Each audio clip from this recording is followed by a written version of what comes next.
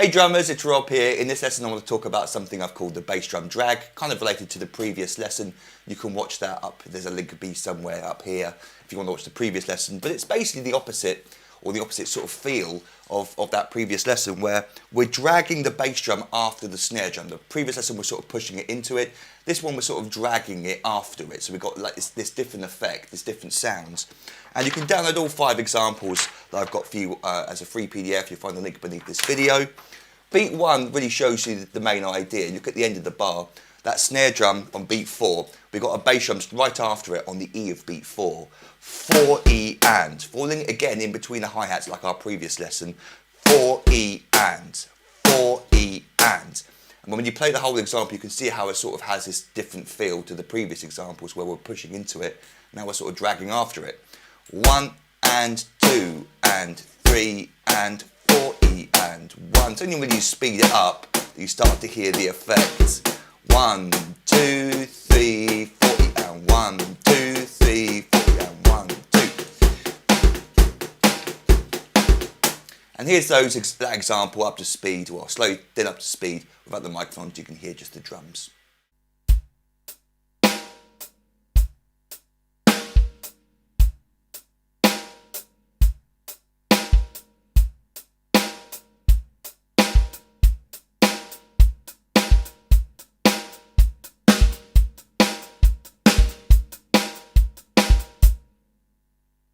So beat 2 is just basically the same as beat 1, but I've expanded it to both halves of the bar with an extra bass drum note added for fun on the and of 1.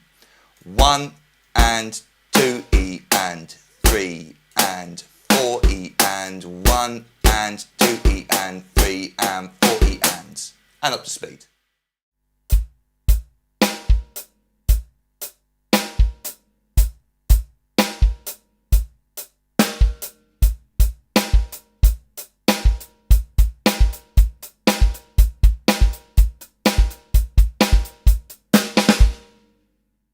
So for beat 3, I wanted to show you another example of where you can sort of displace the snare drum. It doesn't always have to fall on beats 2 and 4. In this example, I've moved the snare drum to the and of 2, and then to create that drag effect, the bass drum falls in between the hi-hats on the and of 2 and 3, falling on the of 2.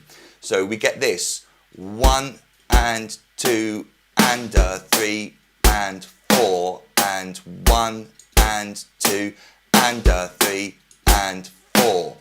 And let's hear that play properly, up to speed.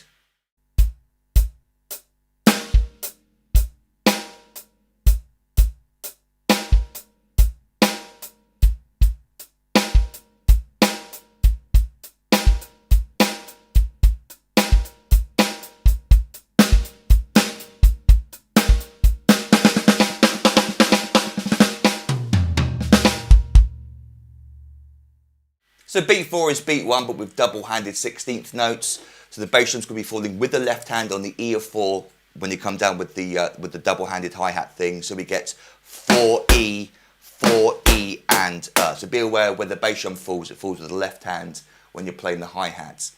1 E and 2 E and 3 E and 4 E and 4 E and